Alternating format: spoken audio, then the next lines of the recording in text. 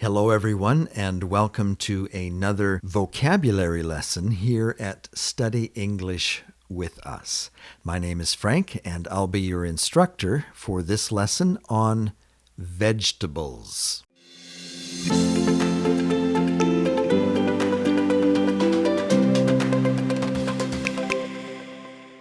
I want to give a special welcome to students who are joining us from all over the world today for this lesson on vegetables. If you're a new student here at Study English with Us, what we do here is, first of all, run through the terms in a kind of a vocabulary drill. We'll do that twice, and then in the second section of our video, we'll talk about the terms that we're learning, the new words that we're adding to our vocabulary. We'll talk about them in a more conversational way so that you will be able to see how these new words can be used in sentences, as well as a little bit more information about the words themselves. So let's get started with the first section of our video. Asparagus. Asparagus. And what I'm going to do is leave a little bit of space after I say the word to give you an opportunity to repeat after me. It's very important that you verbalize the new words that you're learning so that you can learn how to say them. And just saying them helps you remember them better. So repeat after me. Asparagus. Asparagus. Beetroot. Beetroot. Beet. Beet. Bell pepper. Bell pepper. Broccoli. Broccoli. Brussels sprouts. Brussels sprouts. Butternut squash. Butternut squash.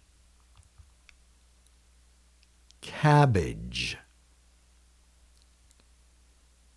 Cabbage. Carrot. Carrot. Cauliflower. Cauliflower. Cassava. Cassava. Celery. Celery. Chili pepper. Chili pepper. Corn. Corn. Cucumber. Cucumber. Eggplant. Eggplant. Garlic. Garlic. Green bean. Green bean. Lettuce. Lettuce. Iceberg lettuce. Iceberg lettuce. Romaine lettuce. Romaine lettuce. kale, kale, onion, onion, pea, pea, potato, potato, spinach, spinach, kohlrabi, kohlrabi, radish, radish, sprout, sprout,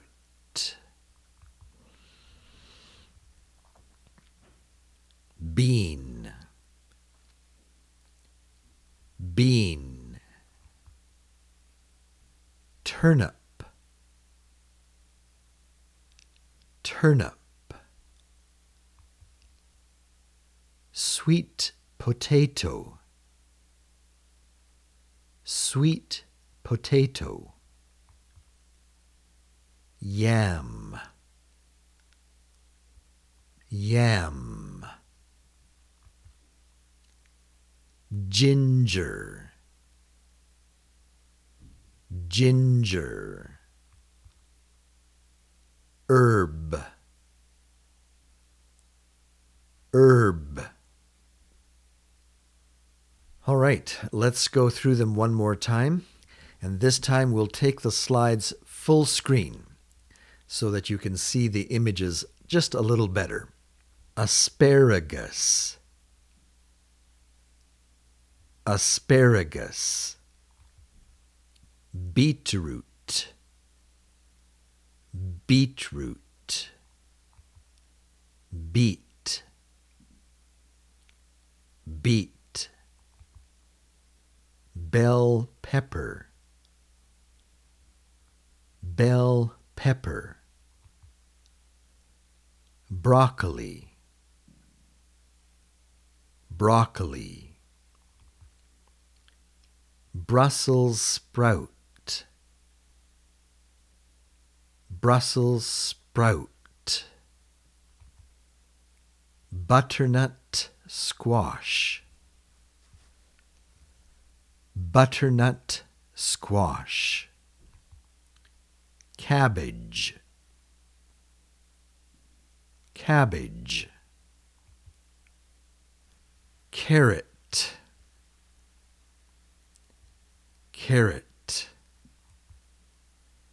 cauliflower, cauliflower, cassava, cassava, celery, celery, chili pepper, chili pepper, corn, corn, cucumber, cucumber, eggplant, eggplant, garlic, garlic, green bean, green bean, lettuce, lettuce, iceberg lettuce, iceberg lettuce, romaine lettuce, romaine lettuce, kale, kale, onion, onion, pea, pea, potato, potato, spinach, spinach, kohlrabi, kohlrabi, radish, radish, sprout, sprout, bean, bean, turnip,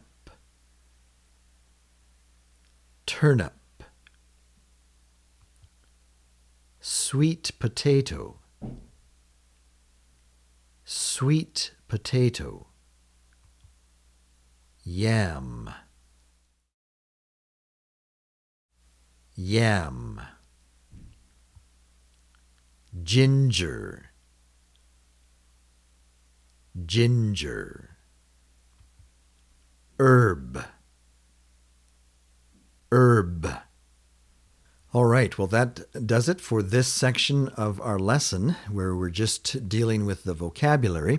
When we come back from the break, we'll talk a little bit more about some of these new words that we have learned. So stick around. We'll see you after the break. All right, welcome back, and let's take a look at some of these new terms that we have learned, some of these new words, English words for our vegetables. And I just might say from the outset that more and more people today are learning to become vegetarians and eating primarily vegetables. It used to be that nutritionists would say, oh no, you have to have your meats in your diet, otherwise you won't be able to grow. But we have found that over the years that it is possible to have a good, healthy vegetarian diet where if you eat enough of variety of vegetables that you can have a balanced nutritional diet just with nuts, fruits, and vegetables, some grains. All right, let's take a look at some of these. Asparagus. I believe the asparagus is actually from the grass family, and it's a very thick, and it actually takes a couple of years in the garden to get growing. But once you get it, it's one of the first things that pops up in the spring, and it's just wonderful to have fresh vegetables here in Canada in May and June. It's one of the first vegetables that we can enjoy every summer. Asparagus. Beetroot. The beetroot is known not only by this term, beetroot, but also in many parts of the world, especially Canada and the United States. It's just more commonly called beet. It's a very sweet vegetable. I tell my children, you should have your beets. It's like eating candy. It's so sweet. And we also find that the leaves of the beet itself are very tasty as well. We will boil up the leaves and just put a little salt, butter, and maybe some mayonnaise on top, and it's so delicious. The beet root and the beet leaves. Bell pepper. Now, this vegetable, because it has the term pepper, might give people the idea that it's very hot, very spicy. But actually, another name for this type of pepper is sweet pepper, because it's not hot or spicy at all. And you can actually cut this up and put it in your salad. Adds nice texture and flavor to your salad. The bell pepper. Broccoli. Broccoli. These are those vegetables that look like little trees. And if you have small children, you can tell them, please eat your trees, because they look like little trees.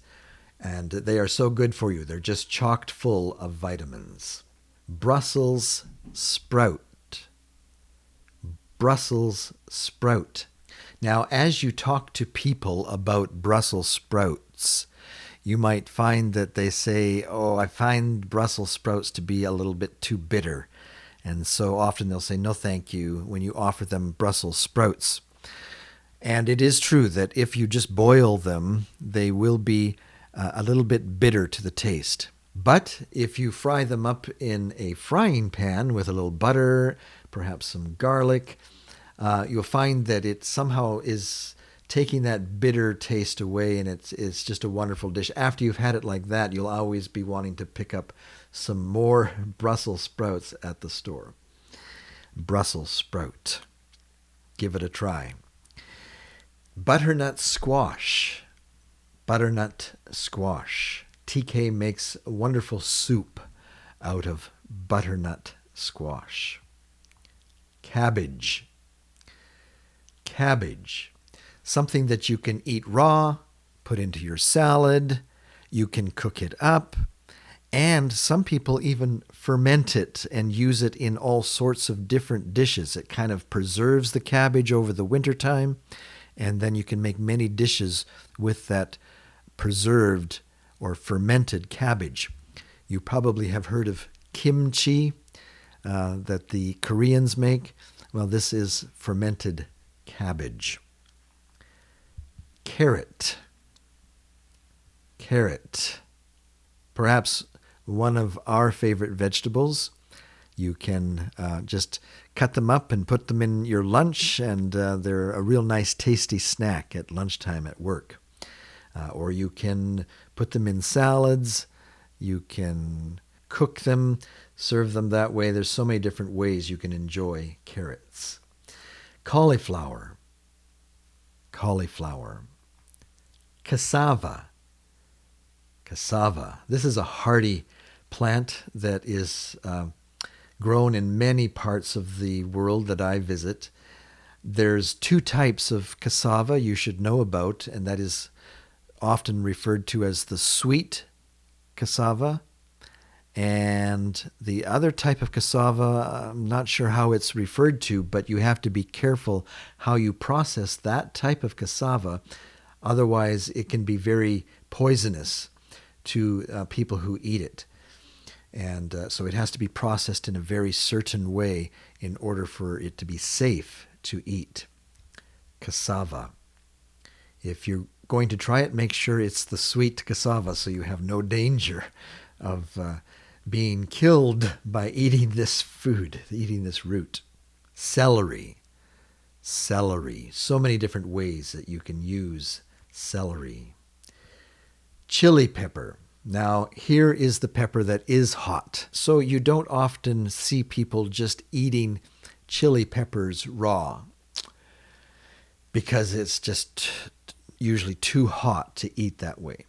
But you find if you chop them up and add them to your cooking, like maybe you're making some soup and you want to have a little bit of warmth on a cold winter's day, you might chop some pepper into that soup.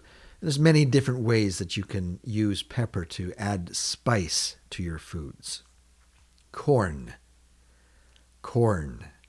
We always look forward to the summertime, usually here in Canada about late June, early July, where we can have that first corn on the cob meal. We'll buy a whole dozen, boil them up, and have a corn feed with this wonderful corn on the cob. Cucumber. Cucumber. The small ones people make pickles out of and enjoy them through the winter, but otherwise they're just eaten raw or added to salads. The cucumber. Eggplant. Eggplant is a favorite food for vegetarians. If you cook it in just the right way, it's a nice substitute for a meat dish. Garlic. Garlic. It adds a nice flavor and a very nice smell throughout the whole house as you saute the garlic. Green bean. This is a nice long plant that grows very easily in our gardens here in Canada. And we always enjoy going out and picking beans. The season lasts very long. You can start getting your first beans in June and still be picking beans all the way through September. And so it's a very nice plant that can provide you with good nutrients all summer long. The lettuce. The lettuce, as you can see, grows in many different varieties and colors and can add a lovely look to your salads as you make them. Iceberg lettuce. We've never really tried growing this in our garden, but it is something that we pick up at the store, the supermarket, to add to our salads, especially through the winter. Romaine lettuce is another type of lettuce that you can use to make salads or add to your sandwich. Kale. Kale comes in a variety of shapes and colors as well. It's very nutritious, and it's become a very trendy vegetable here in the last few years in Canada and the United States. Kale. Onions can come again in very many different colors and flavors. Some are sweet, some have a little sharp bitterness to them, but they do add a lot of flavor to many different recipes that you might be baking or frying up. It's just, we have a bag of onions on our cupboard all the time because we just use it in so many different ways. The onion. Pea. In our garden, we have 2 nice big rows of peas where we actually build a big fence for them to climb up on. And so we really enjoy that time of year when the peas are on. They're one of the first vegetables that we plant in our garden in the spring. We can plant them even the 1st of May here in Canada. The pea, very sweet. Potato. This is one of my favorite vegetables. In fact, wherever I go, wherever I travel, I look for potatoes. And oftentimes when I'm traveling in remote regions of Southeast Asia, it's very difficult to find potato. Usually the only things that are available at the restaurants or hotels that I stay at are rice dishes. And so for breakfast or lunch or supper, I go and I look inside the cooking container that's keeping things warm, and I'm hoping to open it and see potatoes, but then I open it and I see, oh, it's another rice dish. And so sometimes if I'm staying at a hotel long enough in Cambodia or Thailand, I will actually go and talk to the cook and show her how to make potatoes so that I can enjoy potatoes while I'm staying at that hotel. I make a dish called hash brown deluxe.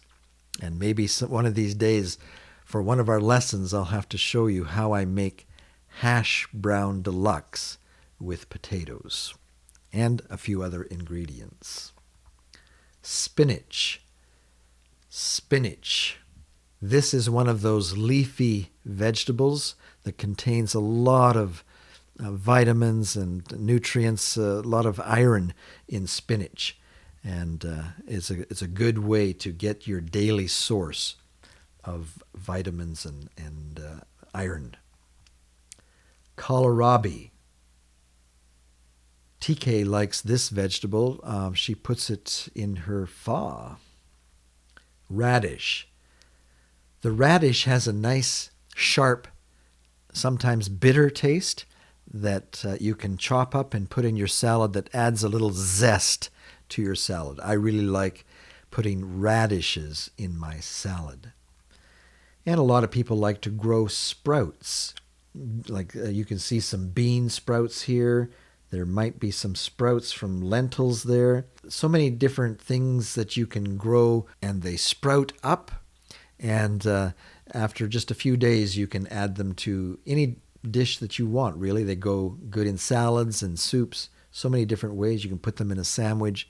And it's a good way to get nutrition during the cold winter months here in Canada when we can't grow in our garden. We can at least grow sprouts. Beans. You can see from the photograph that there are many different varieties of beans that you can grow.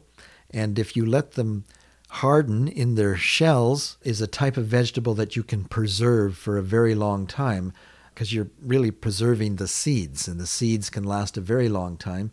And then when you want to cook them, you soak them in water overnight, and it kind of softens up the shell of the seed of the bean, and then you can cook them in soups or different ways.